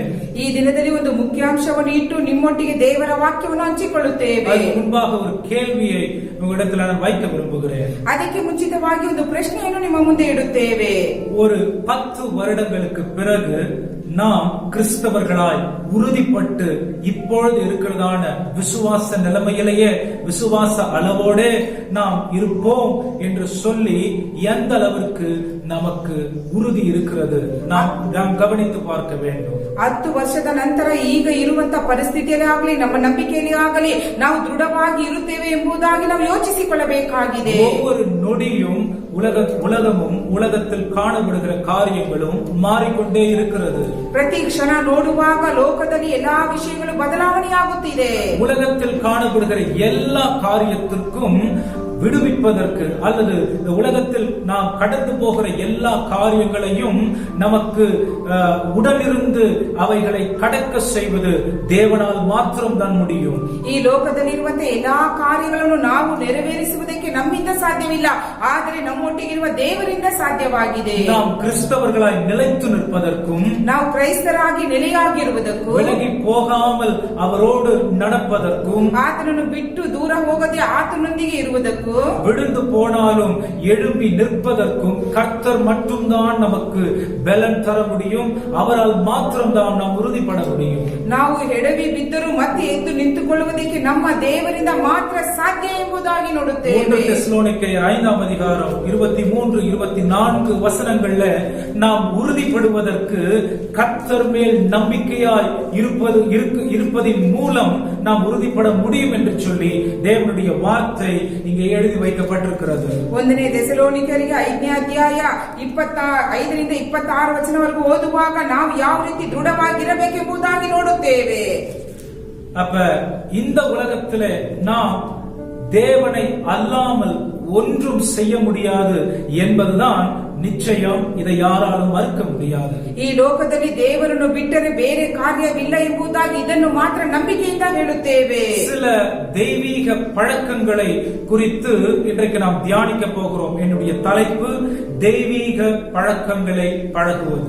ಈ ದಿನದ ದೇವರ ವಾಕ್ಯದ ಮುಖ್ಯಾಂಶ ಏನೆಂಬುದಾಗಿ ನೋಡುವಾಗ ದೈವಿಕವಾದ ಅಭ್ಯಾಸಗಳನ್ನು ಕುರಿತು. இந்த உலகத்திலே தேவனும் அவரை சார்ந்ததுமான காரியங்கள் தான் நம்மை இந்த உலகத்திலே வெற்றியுள்ள வாழ்க்கையை வாழ நமக்கு உதவி செய்கிறதா இருக்கிறது. ದೇವರನ್ನು ದೇವರ ಕಾರ್ಯಗಳನ್ನು ಹಿಡಿದುಕೊಂಡರೆ ಮಾತ್ರ ನಾವು ಜಯವಂತರಾಗಿರಲು ಸಾಧ್ಯ ಎಂಬುದಾಗಿ ನೋಡುತ್ತೇವೆ. இந்த உலகத்திலே அநேக காரியங்கள் வழக்க சொல். இந்த லாக்டவுன் ஊரடங்குக்கு முன்பாக சொன்னதான சொல் என்னவென்று நாம் பார்க்கும் பொழுது எனக்கு நேரம் இல்லை, எனக்கு எது செய்யவும் நேரம் இல்லை என்கிறதான ஒரு வழக்க சொல்லை நாம் கேட்டது எனக்கு கவனத்தில் வருகிறது. ಈ ಲಾಕ್ಡೌನ್ ಆಗುವುದಕ್ಕೆ ಮುಂಚಿತವಾಗಿ ನಾವು ಯಾವುದನ್ನು ಮಾಡುವುದಕ್ಕೆ ಸಮಯವಿಲ್ಲ ಎಂಬುದಾಗಿ ಹೇಳಿದಂತ ಮಾತುಗಳನ್ನು ನಾವು ಜ್ಞಾಪಿಸಿಕೊಳ್ಳುತ್ತೇವೆ. உலகமே ஏதோ ஒரு காரியத்தை நோக்கி ஓடிக்கொண்டிருக்கும் பொழுது கிறிஸ்தவமும் அதை நோக்கிதான் ஓடிக்கொண்டிருந்ததான அவல நிலைமை கிறிஸ்தவர்களுக்குள்ளும் காணப்பட்டது உண்மை. ಲೋಕದಲ್ಲಿ ಜನರು ಯಾವುದೋ ಒಂದು ರೀತಿಯಲ್ಲಿ ಓಡುತ್ತಿರುವಾಗ ಕ್ರೈಸ್ತರು ಸಹ ಅದರ ಹಿಂದೆ ಓಡುತ್ತಿದ್ದಾರೆ ಎಂಬುದಾಗಿ ನಾವು ನೋಡುತ್ತೇವೆ. கிறிஸ்தவர்களாய் நாம் மாறின பிறகு அல்லது கிறிஸ்து நம்மை ஆட்கொண்ட பிறகு நம்மிலே காணப்பட வேண்டியதான பழக்க வழக்கங்கள் இதுதான் என்று சொல்லி வேதத்திலே அநேக காரியங்கள் நமக்கு போதனையாக எழுதி வைக்கப்பட்டிருக்கிறது. ನಾವು ಕ್ರಿಸ್ತನನ್ನು ಹೊಂದಿಕೊಂಡು ಕ್ರಿಸ್ತನು ನಮ್ಮನ್ನು ಹೊಂದಿಕೊಂಡು ಇರುವಾಗ ಅನೇಕ ಕಾರ್ಯಗಳು ನಮ್ಮಿಂದ ಮಾರ್ಪಡೆ ಆಗುತ್ತದೆ ಎಂಬುದಾಗಿ ಸತ್ಯವೇದದಲ್ಲಿ ಓದುತ್ತೇವೆ. அதில் முதலாவது காரியம் நாம் ஞான ஸ்நானம் எடுத்த அந்த நாள் முதல் ஒரு தீர்மானம், ஒரு ஒப்பந்தம், எனக்கும் தேவனுக்கும் ஒரு உடன்படிக்கையாய் நான் சொல்லுகிற காரியம் நான் இயேசுவுக்கு என்கிறதான ஒரு காரியமா இருக்கிறது. ಆದರೆ ಮೊದಲನೇದಾಗಿ ನಾವು ಹೇಳುವಾಗ ದೀಕ್ಷಾ ಸ್ನಾನ ತೆಗೆದುಕೊಂಡ ಮೇಲೆ ನನಗೂ ದೇವರಿಗೂ ಒಂದು ಒಪ್ಪಂದ ಇದೆ ಎಂಬುದಾಗಿ ನಾವು ಹೇಳಲು ಸಾಧ್ಯ. நான் இயேசுவுக்கு என்ற பழக்கத்திற்குள்ளே நான் வர வேண்டும் என்று சொன்னால் சில விதிமுறைகள் உள்ளது. ನಾನು ಯೇಸುವಿನೊಳಗೆ ಇದ್ದೇನೆ ಎಂಬುದಾಗಿ ಹೇಳುವಾಗ ಕೆಲವು ಕಟ್ಟಳೆಗಳು ಇವೆ. இயேசுவுக்கு உள்ளே நான் இருக்கிறேன், இயேசு எனக்கு கற்றுக் கொடுக்கிறதான காரியங்களை நான் இனிமேல் பின்பற்ற போகிறேன் என்கிறதான உடன்படிக்கை தான் உலகத்திற்கு நான் மரித்து கிறிஸ்துவுக்கு நான் பிழைத்திருப்பேன் என்பதற்கு அர்த்தம். ಯೇಸುವಿನ ಕೆಲವು ಕಟ್ಟಳೆಗಳನ್ನು ನಾವು ಕೈಗೊಳ್ಳಬೇಕಾದರೆ ಆತನೊಳಗೆ ಇರುವುದಾದರೆ ನಾನು ಲೋಕಕ್ಕೆ ಸತ್ತು ದೇವರೊಟ್ಟಿಗೆ ಇರುತ್ತೇನೆ ಒಪ್ಪಂದ ಮಾಡಿಕೊಳ್ಳಬೇಕಾಗಿದೆ. அப்படி என்று சொன்னால் என்னுடைய முதன்மைகளும் என்னுடைய எதிர்பார்ப்புகளும் என்னுடைய கவனமும் என்னுடைய எதிர்கால திட்டங்களும் கிறிஸ்துவை சார்ந்துதான் இருக்க வேண்டும். இதுதான் தேவனோடு நான் செய்ததான உடன்படிக்கை. ನಮ್ಮ ಗುಣಗಳು, ನಮ್ಮ ಕಾರ್ಯಗಳು, ನಮ್ಮ ವಿಷಯಗಳನ್ನು ನೋಡುವಾಗ ಯೇಸು ಸ್ವಾಮಿಯನ್ನು ಹೊಂದಿಕೊಂಡು ಇರಬೇಕೆಂಬ ಕಾರ್ಯಗಳು ಇವೆ. ஒரு பக்கம் நமக்கு என்ன செய்ய போகிறோமோ, என்ன நடந்து கொண்டிருக்கிறது என்கிறதான குழப்பம் இருக்கதான் செய்கிறது. ಆದರೆ ಒಂದು ಕಡೆ ನೋಡುವಾಗ ನಮಗೆ ಒಂದು ಕಲಹವಿದೆ, ಏನು ಮಾಡಬೇಕು, ಏನು ಮಾಡುತ್ತಿದ್ದೇವೆ ಎಂಬುದಾಗಿ. நான் சொல்லுவேன், என்னுடைய முதலாவது ஒரு காரியமாக நான் இயேசுவுக்கு என்று நான் பண்ணியதான இந்த உடன்படிக்கையை புதுப்பித்துக் கொள்வதற்கு இந்த ஊரடங்கு எனக்கு உதவி செய்வதற்காக தான் இப்படிப்பட்ட காரியங்கள் நடக்கிறது என்று கூட நாம் எடுத்துக்கொள்ளலாம். ನಾನು ಯೇಸುವಿಗೆ ಎಂಬುದಾಗಿ ಒಪ್ಪಿಸಿಕೊಡುವಾಗ ನಾವು ತೆಗೆದುಕೊಳ್ಳಬೇಕಾದದ್ದು ನನ್ನನ್ನು ನಾನು ಆತನಿಗೆ ಒಪ್ಪಂದ ಮಾಡಿಕೊಡುತ್ತೇನೆ ಎಂಬುದಾಗಿ. நான் இயேசு இயேசுவுக்கு என்ற உணர்வு எந்த இடத்தில் என்னை கொண்டு போய் நிறுத்தும்? ನಾನು ಯೇಸುವಿಗೆ ಎಂಬುದಾಗಿ ಹೇಳುವಾಗ ನನ್ನನ್ನು ಯಾವ ಸ್ಥಿತಿಯಲ್ಲಿ ನಿಲ್ಲಿಸಬಹುದು? என்னுடைய சிந்தை இயேசுவுடைய சிந்தையோடு ஒத்து போகும். ನನ್ನ ಮನಸ್ಸು ಯೇಸುವಿನೊಂದಿಗೆ ಹೊಂದಿಕೊಳ್ಳ ಹೋಗಬೇಕು. என்னுடைய இதய துடிப்பு இயேசுவுடைய இதய துடிப்போடு ஒத்து போகும். ನನ್ನ ಹೃದಯದ ಆಂತಕ ಯೇಸುವಿನ ಆಂತಕದೊಂದಿಗೆ ಬೆರಕೆಯಾಗಬೇಕು. தேவன் வேதனைப்படுகிற காரியங்களை நினைத்து நானும் வேதனைப்படுவேன். ಯೇಸುವಿನ ಹೃದಯದಲ್ಲಿ ಉಂಟಾಗುವ ವೇದನೆಯನ್ನು ಕುರಿತು ನಾನು ವೇದನೆ ಪಡಬೇಕು. அவருக்கு சந்தோஷத்தை கொடுக்கிற காரியங்கள் என் மூலமாக அதிகமாய் வெளிப்படும். ಆತನಿಗೆ ಸಂತೋಷವನ್ನು ಉಂಟು ಮಾಡುವಂತ ಕಾರ್ಯಗಳು ನನ್ನಲ್ಲಿ ಅಧಿಕವಾಗಿರುತ್ತದೆ. அவரை எப்பொழுதும் மகிழ வைத்துக் கொண்டிருக்கிற காரியங்கள் கிரியையா என்னிலிருந்து புறப்படுகிறது தான் நான் இயேசுவுக்கு என்கிற பழக்கம் நம்மிலே இவ்வாறாக வெளிப்படும். ಆತನನ್ನು ಯಾವಾಗಲೂ ಮಹಿಮೆ ಪಡಿಸುತ್ತಿರಬೇಕು ಎಂಬ ಕ್ರಿಯೆಗಳು ನನ್ನಲ್ಲಿ ಇರುವಾಗ ಮಾತ್ರ ನಾನು ಅನೇಕ ದೈವಿಕವಾದ ಅಭ್ಯಾಸದಲ್ಲಿ ಬೆಳೆಯಲು ಸಾಧ್ಯ. அதிக நேரம் நிறைய பேர் சொல்லுவாங்க, இந்த உலகத்தில் காணப்படுகிற அறிஞர்கள் எல்லாம் சொல்லுவாங்க, சிறு பிள்ளைகளுக்கு அன்பு என்ற வார்த்தை நேரம் என்ற பொருளாய் இருக்கிறது என்று சொல்லுவார்கள். ಲೋಕದಲ್ಲಿ ಅನೇಕ ವಿಜ್ಞಾನಿಗಳು ಹೇಳುತ್ತಾರೆ, ಚಿಕ್ಕ ಮಕ್ಕಳಿಗೆ ಈ ಒಂದು ಪ್ರೀತಿ ಎಂಬುದಾಗಿ ಹೇಳುವಾಗ ಸಮಯ ಎಂಬುದಾಗಿ ತಿಳಿದುಕೊಳ್ಳುತ್ತಾರೆ. இதே காரியத்தை நாம் கிறிஸ்துவுக்குள்ளே நாம் பொருத்தி பார்க்கும் பொழுது, ಇದೇ ವಿಷಯವನ್ನು ನಾವು ಕ್ರಿಸ್ತನೊಂದಿಗೆ ಜೋಡಣೆ ಮಾಡುವಾಗ, நான் உம்மை நேசிக்கிறேன் என்று சொல்லி அவருக்கு நேரம் செலுத்தாத பட்சத்திலே என்னுடைய அன்பு எப்படி பூரணப்படுகிறது என்று சொல்லி நாம் கவனத்தில் கொள்ள வேண்டும். ನಾನು ಯೇಸು ಸ್ವಾಮಿಯನ್ನು ಪ್ರೀತಿ ಮಾಡುತ್ತೇನೆ ಎಂಬುದಾಗಿ ಬಾಯಿಂದ ಹೇಳುತ್ತೇವೆ, ಆದರೆ ಸಮಯವನ್ನು ಕೊಡದೇ ಇರುವಾಗ ಯಾವ ರೀತಿಯ ಕಾರ್ಯಗಳು ಪೂರ್ಣವಾಗುತ್ತದೆ? நான் இயேசுவுக்கு என்றதான பழக்கத்தை நான் வளர்த்துக் கொள்ளும் பொழுது அவரிலே நான் உறுதிப்படுகிறவனாய் மாறுகிறேன். ನಾನು ಯೇಸುವಿನೊಳಗೆ ಇದ್ದೇನೆ ಎಂಬುದಾಗಿ ನನ್ನನ್ನು ನಾನು ಅಭ್ಯಾಸ ಮಾಡಿಕೊಳ್ಳುವುದಾದರೆ ಆತನ ವಿಷಯದಲ್ಲಿ ದೃಢಪಡಿಸಿಕೊಳ್ಳುತ್ತೇವೆ. என்னுடைய எல்லா காரியமும் கிறிஸ்துவை சார்ந்து வருகிறதான என்னிலிருந்து வெளிப்படுகிறதாய் காணப்படுகிறது. ನನ್ನ ಎಲ್ಲಾ ಕಾರ್ಯಗಳು ಕ್ರಿಸ್ತನೊಟ್ಟಿಗೆ ಹೊಂದಿಕೊಂಡು ಹೋಗುವಂತ ಕಾರ್ಯಗಳಾಗಿ ಹೊರಪಡುತ್ತದೆ. கிறிஸ்து ஆசீர்வதிப்பதற்காக மட்டும் இந்த பூமிக்கு வரவில்லை. ಯೇಸು ಸ್ವಾಮಿ ಆಶೀರ್ವಾದ ಮಾಡುವುದಕ್ಕಾಗಿ ಭೂಮಿಗೆ ಬರಲಿಲ್ಲ. பரலோக ராஜ்யத்தை பூமியில் ஸ்தாபிக்க வந்திருக்கிற தேவனாயிருக்கிறார். ಪರಲೋಕ ರಾಜ್ಯವನ್ನು ಈ ಭೂಮಿಯಲ್ಲಿ ಸ್ಥಾಪಿಸುವುದಕ್ಕಾಗಿ ಬಂದಿದ್ದಾರೆ. வேதத்திலே நாம் அநேக இடத்திலே பார்க்கிறோம். மலை பிரசங்கத்திலே அவர் சொல்லி இருக்கிற காரியம், தேவ ராஜ்யம் உங்களுக்கு சமீபமா இருக்கிறது என்று சொல்லி இருக்கிறார். ಆದರೆ ಸತ್ಯವೇದದಲ್ಲಿ ನೋಡುತ್ತೇವೆ, ದೇವರ ರಾಜ್ಯವು ಸಮೀಪಿಸಿತು ಎಂಬುದಾಗಿ. அவர் கற்றுக் கொடுத்த ஜெபத்திலே நாம் பார்க்கிறோம், பரலோகத்தில் நடக்கிறது போல பூமியிலே நடக்கட்டும், உம்முடைய ராஜ்யம் வரட்டும் சொல்லி அவர் நமக்கு கற்பித்து கொடுத்திருக்கிறார். ಸತ್ಯವೇದದಲ್ಲಿ ಯೇಸು ಸ್ವಾಮಿ ಪ್ರಾರ್ಥನೆಯನ್ನು ಹೇಳಿಕೊಟ್ಟಿದ್ದಾರೆ, ಅದರಲ್ಲಿ ಪರಲೋಕ ರಾಜ್ಯದಲ್ಲಿ ನೆರವೇರುವ ಪ್ರಕಾರ ಈ ಭೂಮಿಯನ್ನು ನೆರವೇರಲಿ ಎಂಬುದಾಗಿ. முதலாவது தேவனுடைய ராஜ்யத்தையும் அவருடைய நீதியையும் தேடுங்கள் என்று சொல்லி இருக்கிறார். ನೀವು ಮೊದಲು ದೇವರ ರಾಜ್ಯಕ್ಕಾಗಿಯೂ ನೀತಿಗಾಗಿ ತವಕ ಪಡಿರಿ ಎಂಬುದಾಗಿ. அநேக காரியம் அவர் பரலோக ராஜ்யத்தை குறித்து நமக்கு உவமைகள் மூலம் சொல்லிக் கொடுத்திருக்கிறார். ಅನೇಕ ವಿಷಯಗಳನ್ನು ನೋಡುವಾಗ ಅದು ಸಾಮ್ಯಗಳ ರೂಪವಾಗಿ ಹೇಳಿಕೊಟ್ಟಿದ್ದಾರೆ. அப்ப தேவனுடைய நோக்கம் நம்மை இந்த பூமியிலே ஆசீர்வதிப்பது மாத்திரமல்ல, நம்மை பரலோகத்தில் பிதாவோடு சேர்ப்பதுமாய் ಕೂಡ இருக்கிறது. ದೇವರ ಉದ್ದೇಶ ಏನು ಎಂಬುದಾಗಿ ನೋಡುವಾಗ ಈ ಭೂಮಿಯಲ್ಲಿ ನಮ್ಮನ್ನು ಆಶೀರ್ವಾದ ಮಾಡುವಂತದಲ್ಲ, ಪರಲೋಕ ರಾಜ್ಯದಲ್ಲಿ ತಂದೆಯೊಟ್ಟಿಗೆ ನಮ್ಮನ್ನು ಸೇರಿಸುವುದು. நான் தனிப்பட்ட விதத்திலே தேவனோடு ஐக்கியமுள்ளவனாய் இருப்பேன் என்று சொன்னால், நான் ವೈಯಕ್ತಿಕವಾಗಿ ತಂದೆಯೊಟ್ಟಿಗೆ ನಾನು ಹೊಂದಿಕೊಂಡಿರುವುದಾದರೆ என்னுடைய பழக்க வழக்கங்கள் அநேகரை தேவன் பக்கம் இழுக்கிறதொன்றாய் இருக்கும். ನನ್ನ ಅಭ್ಯಾಸಗಳು ಕ್ರಿಯೆಗಳು ಅನೇಕರನ್ನು ದೇವರ ಕಡೆಗೆ ಎಳೆಯುವಂತದಾಗಿರುತ್ತದೆ. என்னுடைய கிரியைகள் மற்றவர்களை தேவன் பக்கம் இழுக்கும் என்று சொன்னால், ನನ್ನ ಕ್ರಿಯೆಗಳು ಮತ್ತೊಬ್ಬರನ್ನು ದೇವರ ಕಡೆಗೆ ಸೆಳೆಯುವುದಾದರೆ அநேகருடைய வாழ்க்கைக்கு நான் ஆசீர்வாதமாக இருப்பேன். இதுதான் தேவன் எதிர்பார்க்கிற ஒரு உறவிலே வருகிறதான ஒரு காரியம். ಆದರೆ ಅನೇಕರಿಗೆ ನಾನು ಆಶೀರ್ವಾದವಾಗಿ ಇರುವುದಾದರೆ ಮಾತ್ರ ದೇವರಿಂದ ನಮ್ಮನ್ನು ಸೆಳೆಯುವಂತದ್ದಾಗಿರುತ್ತದೆ. இந்த லாக்டவுன்ல நான் இயேசுவுக்கு என்கிறதான உணர்வு மட்டுமல்ல, இந்த வாழ்க்கை கூட நான் இயேசுவுக்கு என்கிறதான அர்ப்பணிப்புல நான் வரும் பொழுது நான் ஒரு மாறுபட்ட மனுஷனாக இந்த உலகம் திறக்கப்படும் பொழுது உலகத்திற்கு நான் காட்சி அளிப்பேன். ಈ ಲಾಕ್ಡೌನ್ ಸಮಯದಲ್ಲಿ ನಾನು ಯೇಸುವಿನೊಳಗೆ ಮಾತ್ರ ತಿಳಿದುಕೊಳ್ಳದೆ ನನ್ನ ಜೀವಿತವು ಆತನೊಂದಿಗೆ ಇರಬೇಕೆಂಬುದಾಗಿ ಹೇಳಬೇಕಾಗಿದೆ.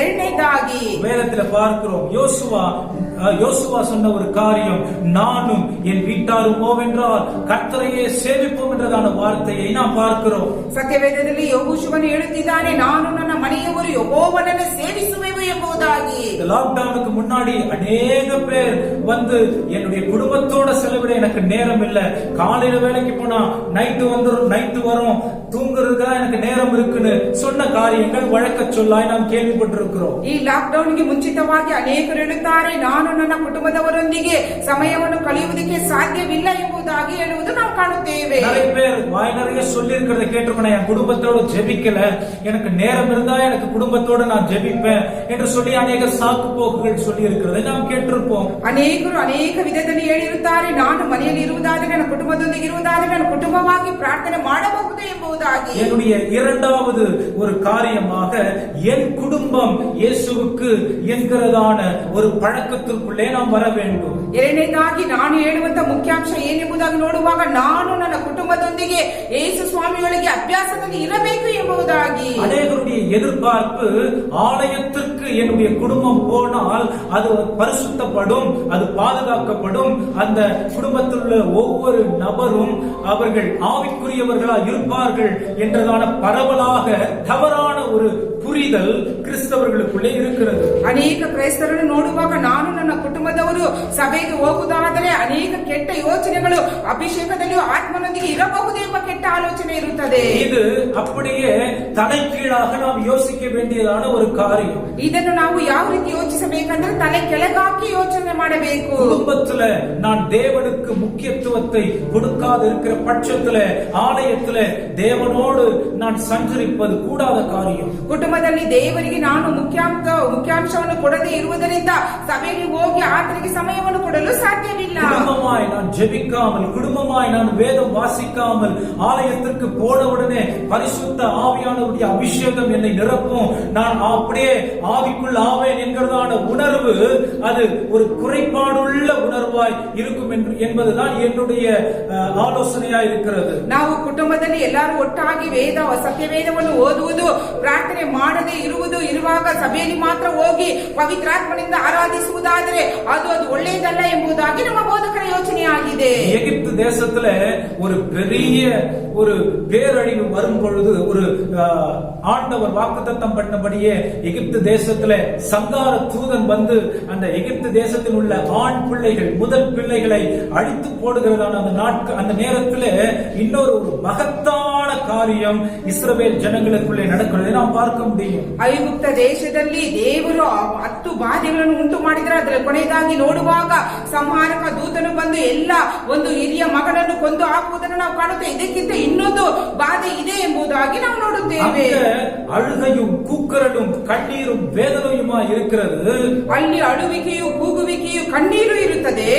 இங்க இஸ்ரவேல் ஜனங்களுக்குள்ளே தேவன் சொல்லுகிற காரியம் என்னன்னா, நீங்க புறப்பட்டு போவதற்கு உங்களை நீங்கள் ஆயத்தப்படுத்திக் கொண்டு குடும்பமாய் அமர்ந்து தேவன் ஆண்டவர் புறப்பட்டு போ என்று சொல்லுகிற அளவும் உங்களுடைய குடும்பத்திற்கு இப்படிப்பட்ட காரியங்கள் நடந்து கொண்டு இருக்கிறது என்று சொல்லி உங்களுடைய பிள்ளைகளுக்கு நீங்கள் போதிக்க வேண்டும் என்கிறதான காரியத்தை அந்த இடத்துல தேவன் சொல்லிக் கொடுக்கிறத பார்க்க முடியும். ಈ ಐಗುಪ್ತ ದೇಶವನ್ನು ಬಿಟ್ಟು ನೀವು ಹೊರಡುವುದಕ್ಕೆ ಮುಂಚಿತವಾಗಿ ನೀವು ಕುಟುಂಬವಾಗಿ ಕುಳಿತುಕೊಂಡು ನಿಮ್ಮ ಮಕ್ಕಳಿಗೆ ಉಪದೇಶವನ್ನು ಮಾಡಿರಿ ಎಂಬುದಾಗಿ ಹೇಳುವುದನ್ನು ನಾವು ಕಾಣುತ್ತೇವೆ. இன்னைக்கு லாக்டவுன் அதே போல ஒரு சூழ்நிலையில தான் நாம் கடந்து வந்திருக்கிறோம். ಈ ಲಾಕ್ಡೌನ್ ಸಮಯದಲ್ಲಿ ಅದೇ ಪರಿಸ್ಥಿತಿಯಲ್ಲಿ ನಾವು ಇದ್ದೇವೆ.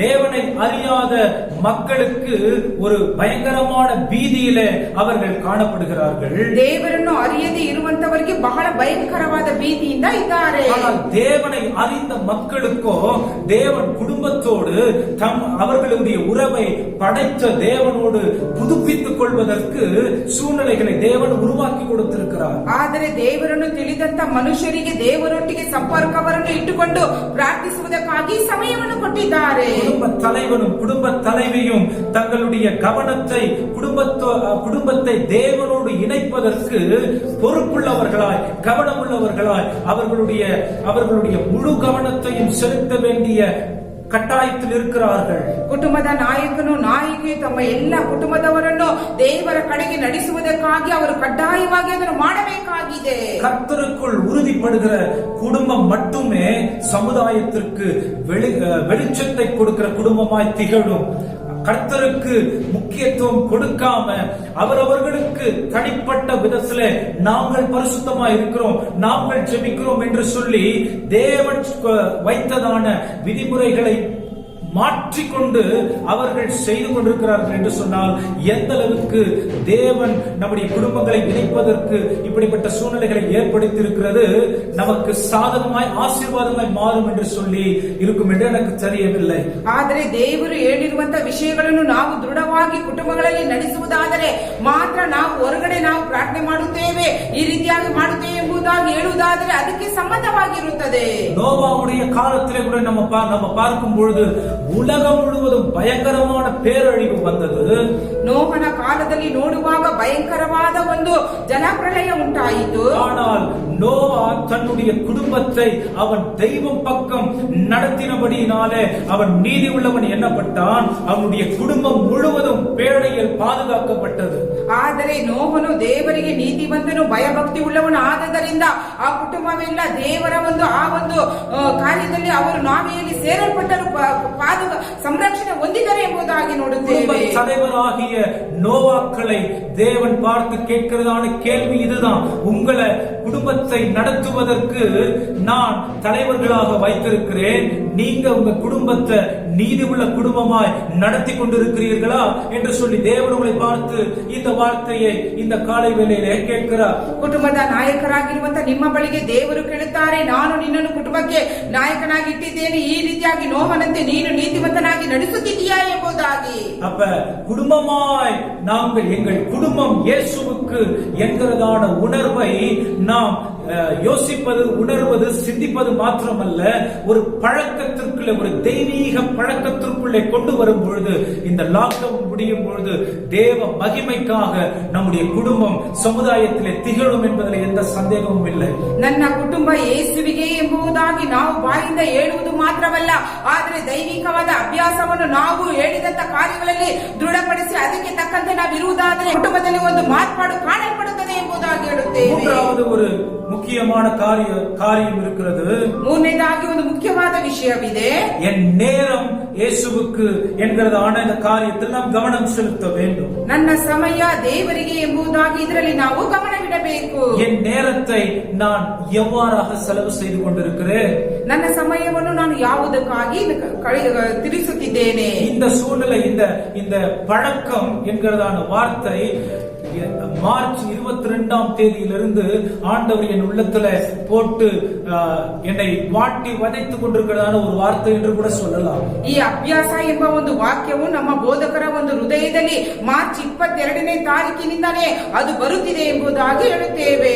எனக்கு ஜெபிக்கிற பழக்கம் எப்பொழுதும் இருந்திருந்தால் இந்த லாக்டவுன் எனக்கு ஒரு ஆசீர்வாதமான நாட்கள கட்டாயம் இருந்திருக்கும். ನಾನು ಯಾವಾಗಲೂ ಪ್ರಾರ್ಥನೆ ಮಾಡುವವನಾಗಿದ್ದರೆ ಈ ಲಾಕ್ಡೌನ್ ನನಗೊಂದು ಆಶೀರ್ವಾದವಾಗಿ ಇರುತ್ತಿತ್ತು. எனக்கு வேதம் வாசிக்கிற பழக்கம் இருந்திருந்தால் இந்த லாக்டவுன்ல அதிகமாய் நான் தேவனோடு என்னுடைய வேதத்தை வைத்து அவரோடு நான் இருப்பதை அவரிடத்துல கற்றுக்கொள்ளுகிற பழக்கம் எனக்கு ஆசீர்வாதமானதா இருந்திருக்கும். ನಾನು ಸತ್ಯವೇದವನ್ನು ಓದುವ ಅಭ್ಯಾಸ ನನಗಿರುವುದಾದರೆ ಈ ಲಾಕ್ಡೌನ್ ಸಮಯಗಳಲ್ಲಿ ನಾನು ಹೆಚ್ಚೆಚ್ಚಾಗಿ ದೇವರ ವಾಕ್ಯವನ್ನು ಓದುವುದರಲ್ಲಿ ಸಮಯವನ್ನು ಕೊಡುತ್ತಿದ್ದೆ. வேதம் சொல்லுகிறது, வெள்ளம் மாறிக்கொண்டு போகிற வரைக்கும் அந்த நோவா காலத்தில் இருந்ததான மக்கள் அவர்களுடைய அழிவை அவர்கள் உணராதிருந்தார்கள் என்று சொல்லி, ಜಲಪ್ರಳಯವು ಬಂದು ಜನರನ್ನು ಎತ್ತಿಕೊಂಡು ಹೋಗುವವರೆಗೂ ಇದುವರೆಗೂ ಅವರ ತಪ್ಪುಗಳನ್ನು ಅವರು ಗ್ರಹಿಸಲಿಲ್ಲ ಎಂಬುದಾಗಿ ನಾವು ನೋಡುತ್ತೇವೆ. கடைசி காலங்களிலே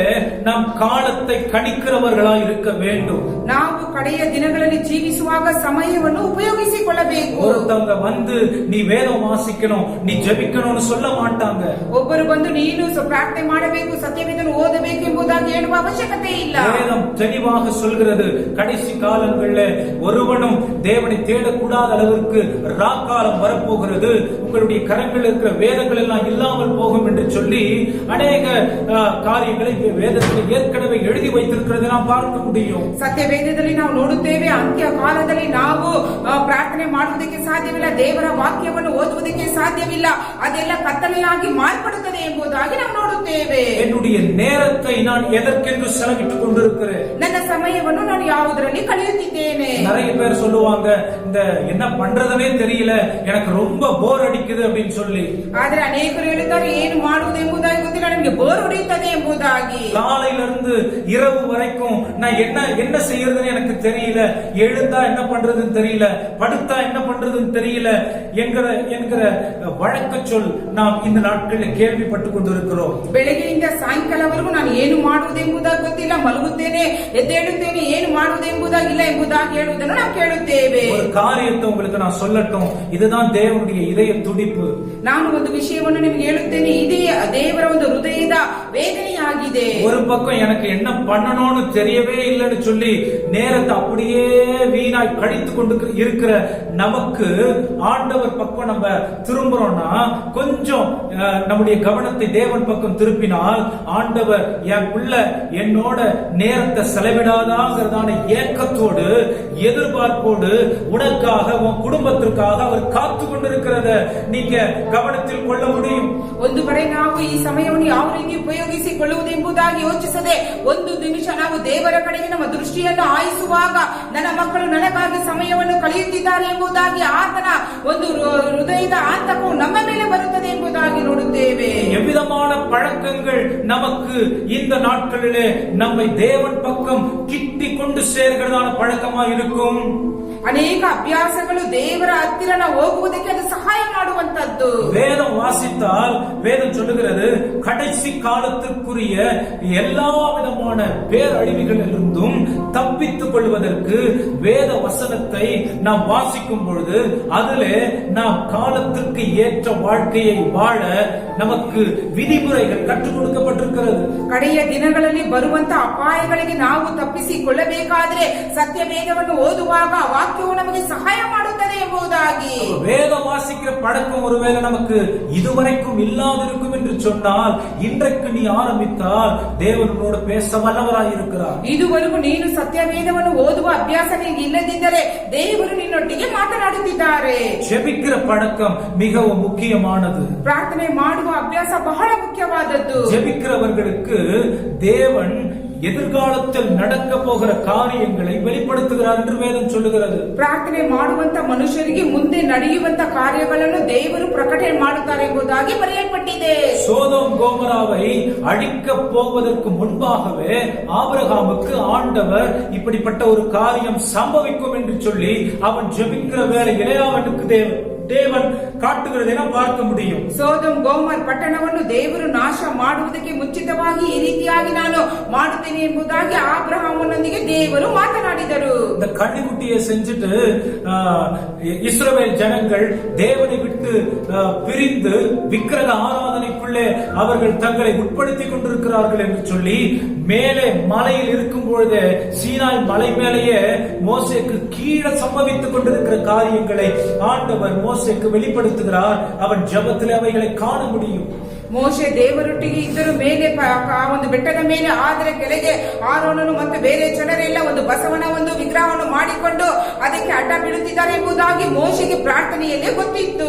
அப்படிப்பட்ட பேரழிவுகள் ஏற்படும் பொழுது தேவன் தம்முடைய பிள்ளைகளிடத்தில் ஏற்கனவே சொல்லி இருக்கிறதை நாம் பார்க்க முடியும். ஏலியுடைய வாழ்க்கையில நடந்த ஒரு காரியம், பரிதாபமான சூழ்நிலை சாமுவேலுக்கு தேவன் வெளிப்படுத்தினதை நாம் பார்க்க முடியும். ಈ ಒಂದು ದೊಡ್ಡ ಅಪಾಯಗಳು ಬರುವಾಗ ದೇವರ ಮನುಷ್ಯರಿಗೆ ಮುಂದೆ ನಡೆಯುವಂತ ವಿಷಯಗಳನ್ನು ಹೇಳಿಕೊಡುತ್ತ ಉದಾಹರಣೆಯಾಗಿ ಸಾಮುವೇಲನಿಗೆ ತನ್ನ ಮಕ್ಕಳನ್ನು ಕುರಿತು ತಿಳಿಸಿದರು.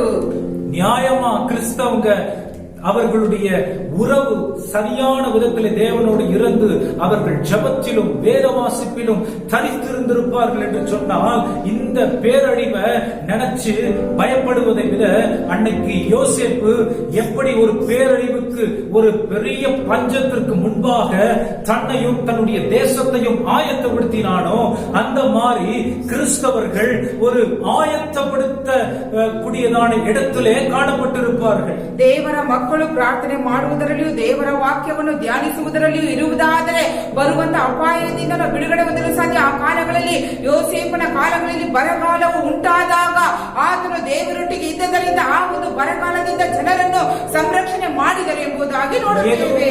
முடிஞ்சு போயிருச்சு என்றதான சூழ்நிலை கிடையாது.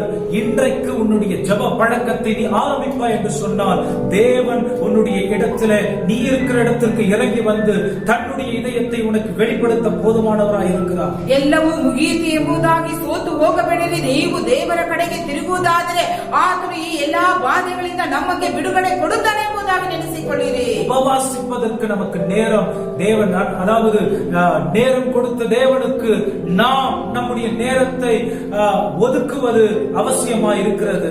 ದೇವರನ್ನು ಆರಾಧಿಸುವುದಕ್ಕಾಗಿ ಉಪವಾಸದಿಂದ ಪ್ರಾರ್ಥನೆ ಮಾಡುವುದಕ್ಕಾಗಿ ದೇವರು ನಮಗೆ ಸಮಯವನ್ನು ಕೊಟ್ಟಿದ್ದಾರೆ. ನಾವು ಅದನ್ನು ಉಪಯೋಗಿಸಿಕೊಳ್ಳಬೇಕು. ஊழியம் செய்வதற்கு நம்முடைய நேரத்தை ஒதுக்கலாமே.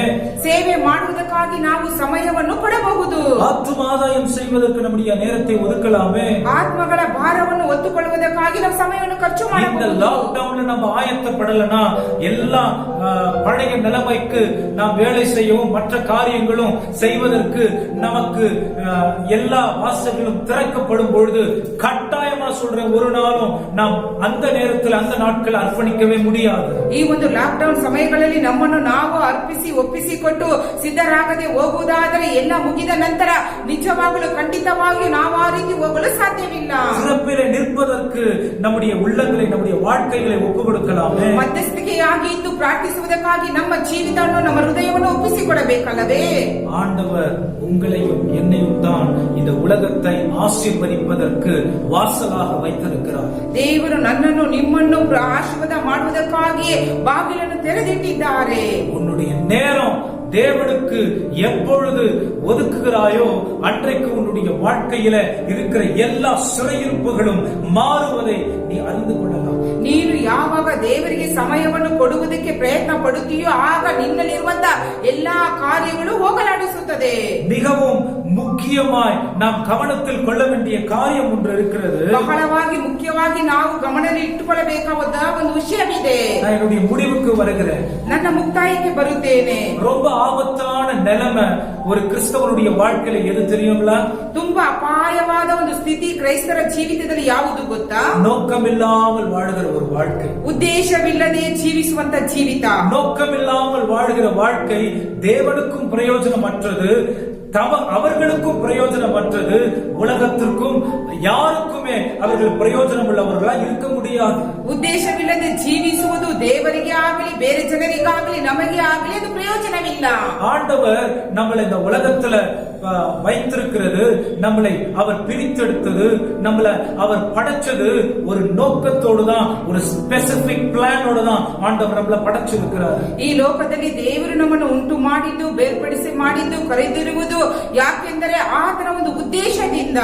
வெறும் 1 மணி நேரம் சர்ச்சுக்கு போயிட்டு வந்துட்டு 2 மணி நேரம் சர்ச்சுக்கு போயிட்டு வந்துட்டு கொஞ்ச நேரம் அந்த ஞாயிற்றுக்கிழமை மாத்திரம் ஆண்டவருடைய நேரத்துல அந்த பைபிள் எடுத்துட்டு போயிட்டு வந்து நம்முடைய வீடுகள்ல நம்முடைய காரியங்களை கவனித்து நமக்காக வாழ்வதற்காக ஆண்டவர் நம்மை தெரிந்து கொள்ளவில்லை.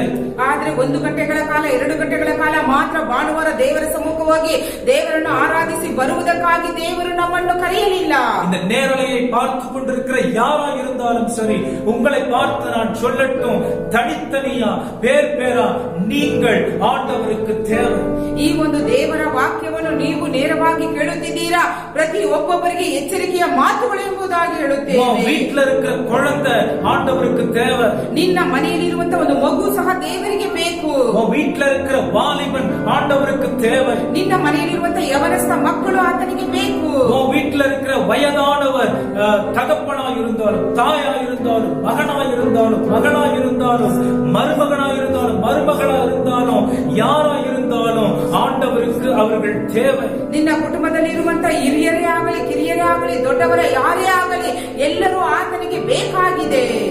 உங்களை ஆண்டவர் சந்தித்தது, ரட்சித்தது, நீங்கள் சர்ச்சில் வந்து 1 மணி நேரம் 2 மணி நேரம் கலந்துகிட்டு அல்லது டிவி முன்னாடி 1 மணி நேரம் 2 மணி நேரம் பார்த்துட்டு உங்களுடைய சொந்த வேலையை செய்வதற்காக அல்ல.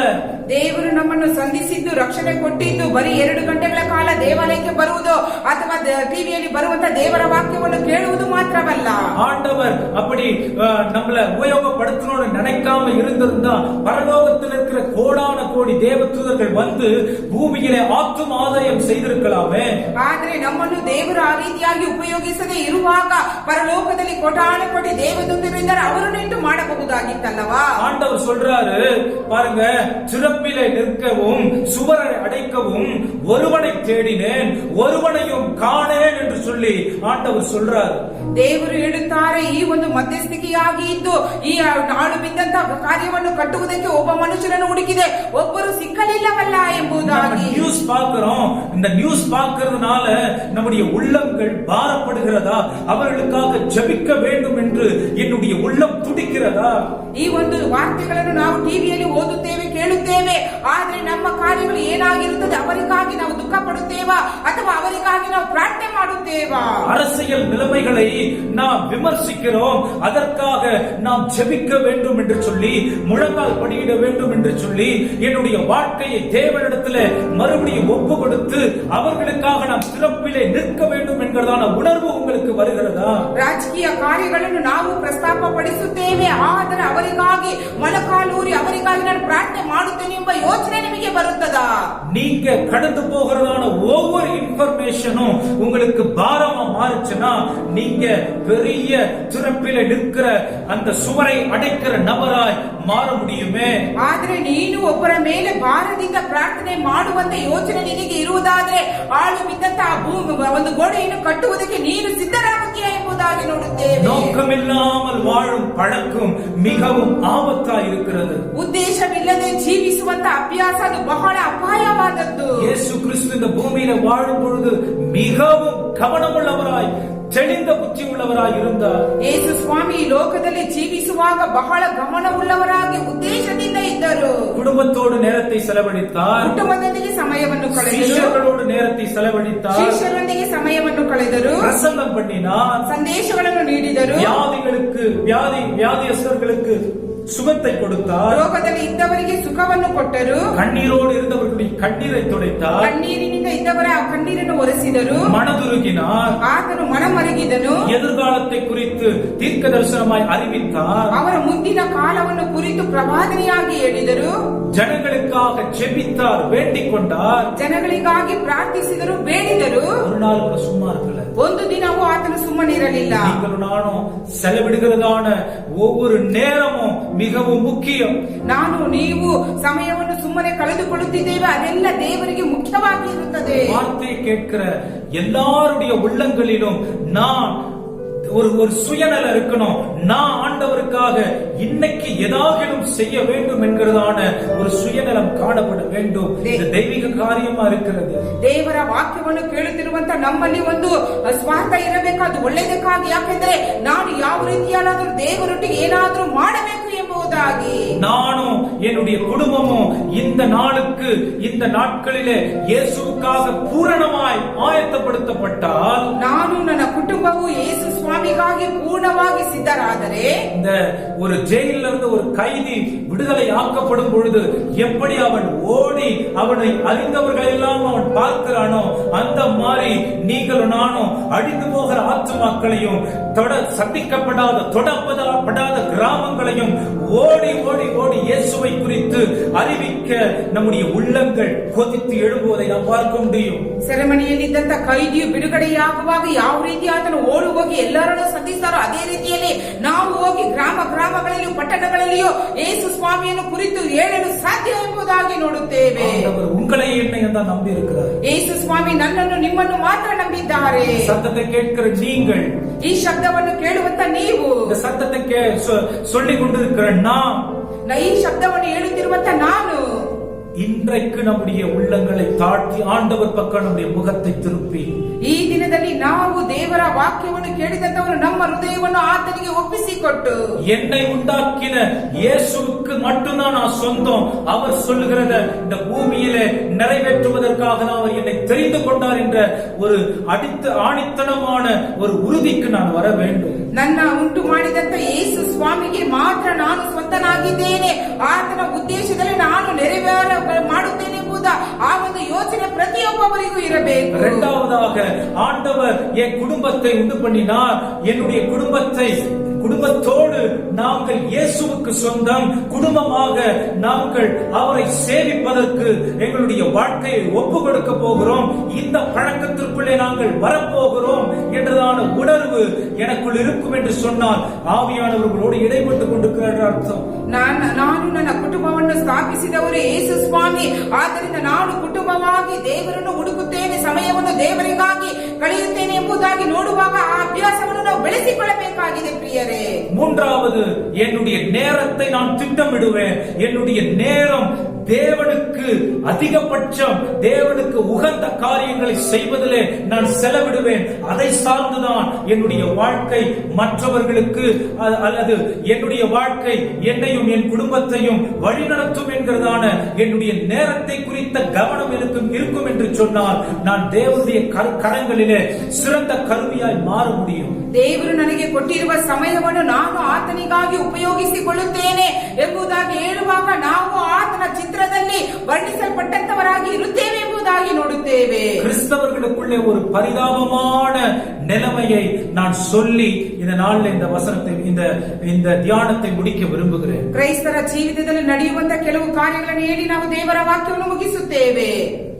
அநேகர் நான் 2 மணி நேரம் 3 மணி நேரம் ஜெபிக்கிறேன் என்கிற காரியத்தை மிகவும் பெரியதாய் எண்ணிக்கொள்கிறார்கள். ಆದರೆ ಅನೇಕರು ನೋಡುವಾಗ ನಾನು 2-3 ಗಂಟೆಗಳ ಕಾಲ ಪ್ರಾರ್ಥನೆ ಮಾಡುತ್ತೇನೆ ಎಂಬುದಾಗಿ ದೊಡ್ಡದಾಗಿ ತಿಳಿದುಕೊಳ್ಳುತ್ತಾರೆ. ஒவ்வொரு கிறிஸ்தவர்களுக்கும் இருக்க வேண்டியதான குணாதிசயம் அது. ಪ್ರತಿ ಒಬ್ಬೊಬ್ಬರಿಗೂ ಇರಬೇಕಾದಂತ ಗುಣಾತಿಶಯ. நான் வேதம் வாசிக்கிறேன்னு சொல்லி, நான் இவ்வளவு வேதம் வாசிக்கிறேன் அவ்வளவு வேதம் வாசிக்கிறேன்னு சொல்லி மற்றவர்களிடத்துல அதை ஒரு பெரிய ஒரு கிருபையை போல அநேகர் பேசிக் கொள்கிறார்கள். ಆದರೆ ಅನೇಕರು ನೋಡುವಾಗ ಸತ್ಯವೇದವನ್ನು ಓದುವುದರಲ್ಲಿ ಅನೇಕರ ಬಳಿಗೆ ನಾನು ಇಷ್ಟು ಓದುತ್ತೇನೆ ಅಷ್ಟು ಓದುತ್ತೇನೆ ಎಂಬುದಾಗಿ ಅದು ಒಂದು ಕೃಪೆ ಎಂಬುದಾಗಿ ಹೆಮ್ಮೆಯಿಂದ ಹೇಳಿಕೊಳ್ಳುತ್ತಾರೆ.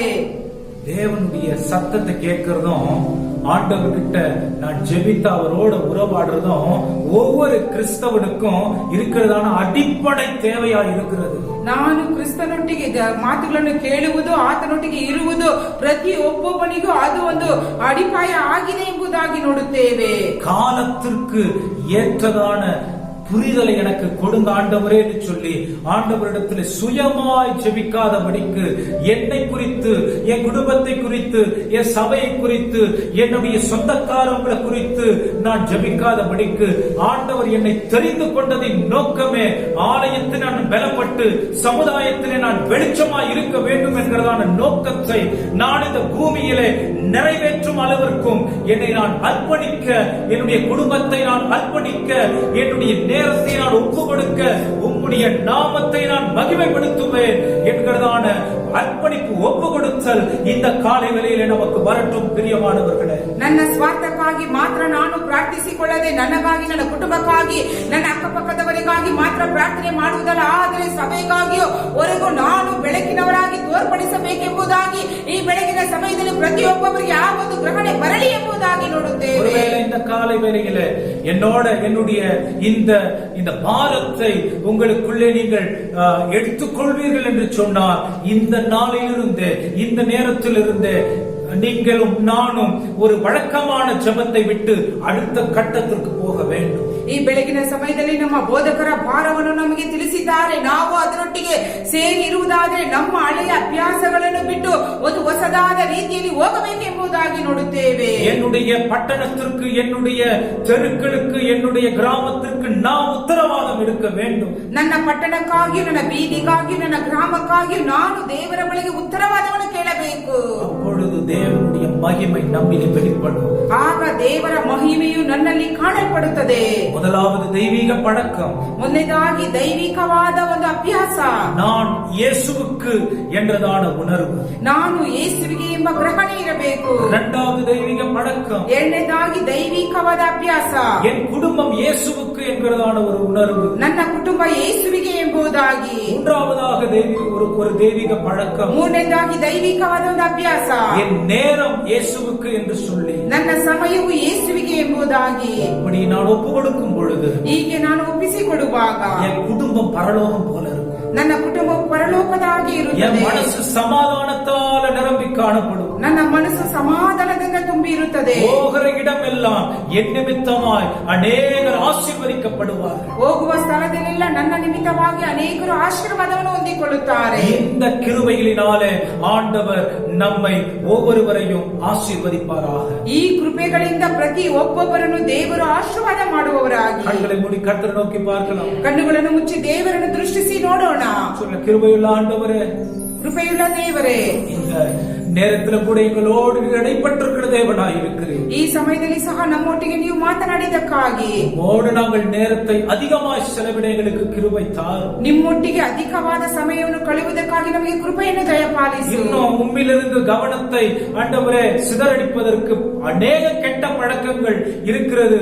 காலையில தொடங்கி நைட்டு வரைக்கும் சீரியல் டிவில ஓடிக்கிட்டே இருக்கு. பிசாசு அதை ஒரு பெரிய கருவியா உபயோகப்படுத்துறான். அதுல நாங்க கவனம் செலுத்த கூடாது ஆண்டவரே. ದೇವರೇ, ನಿಮಗೆ ಕೊಡುವಂತ ಸಮಯವನ್ನು ಕೊಡದೆ ಟಿವಿಯಲ್ಲಿ ಬರುವಂತ ಈ ಸೀರಿಯಲ್ ಸಿನಿಮಾಲೇ ಇರುವಂತ ಸೈತಾನನ ಸಮಯವನ್ನು ಕೊಡದೇ ಇರಲು ನಮಗೆ ಆ ಕಾರ್ಯಗಳನ್ನು ಮನಸ್ಸಿದೆ ಎಂಬುದಾಗಿ ನೋಡುತ್ತೇವೆ. உலகத்துல நாங்க இருந்தாலும் உலகத்தான போல நாங்க ஆண்டவரே ஒரு காரியங்களையும் ஆண்டவரே நாங்கள் செய்யாதபடிக்கு எங்களை பரலோகத்திற்கு ஆயத்தப்படுத்துகிற தேவனிடத்துல எங்களுடைய கவனத்தை நாங்கள் திருப்ப எங்களுக்கு கிருபை தாரும். ಲೋಕದಲ್ಲಿ ನಾವು ಇದ್ದರೂ ಲೋಕದ ಮನುಷ್ಯರಾಗಿ ಅವರೊಟ್ಟಿಗೆ ಸೇರಿ ಮಾಡದೆ ಪರಲೋಕದ ದೇವರನ್ನು ದೃಷ್ಟಿಸಿ ನಿಮ್ಮ ಹಾಗೆ ನಾವು ಮಾಡಲು ನಮಗೆ ಸಹಾಯ ಮಾಡಿರಿ. மாத்திரம் உயர்த்துகிறோம். ನಿಮ್ಮನ್ನು ಮಾತ್ರ ಹೆಚ್ಚಿಸುತ್ತೇವೆ. கேட்ட வார்த்தையின்படியே எங்களை மாற்றும். ಈ ನಾವು ಕೇಳಿದ ವಾಕ್ಯದಂತೆಯೇ ನಮ್ಮನ್ನು ಮಾರ್ಪಡಿಸು. ಸ್ತುತಿ ಗಣ ಮಹಿಮೆ ನೀರು எடுத்துக்கொள்ளும். ಸ್ತುತಿ ಘನ ಮಹಿಮೆ ನೀವು ತೆಗೆದುಕೊಳ್ಳಿರಿ. ಯೇಸುವಿನ ನಾಮத்தில் ஜெபம் கேளும் ஜீவனுள்ள நல்ல பிதாவே. ಯೇಸುವಿನ ನಾಮದಲ್ಲಿ ನಮ್ಮ ಪ್ರಾರ್ಥನೆಯನ್ನು ಕೇಳು ಜೀವವುಳ್ಳ ತಂದೆಯೇ. ஆமென். ಆಮೆನ್. நம்முடைய கர்த்தரா இருக்கிற இயேசு கிறிஸ்துவின் கிருபை, பிதாவாகிய தேவனுடைய அன்பு, பரிசுத்த ஆவியானுடைய அந்யோன்ய ஐக்கியமும் சமாதானமும் நம்மோடும் நம்முடைய குடும்பங்களோடும் இன்றும் என்றும் சதா காலம் உழைத்திருப்பதாக. ஆமென். என் ஆத்துமாவே கர்த்தரை ஸ்தோத்திரி, என் உள்ளமே அவர் பரிசுத்த நாமத்தை ஸ்தோத்திரி. என் ஆத்துமாவே கர்த்தரை ஸ்தோத்திரி, அவர் செய்த சகல உபகாரங்களையும் மறவாதே. ஆமென். ஆமென். கர்த்தர் உங்களை ஆசீர்வதிப்பாராக.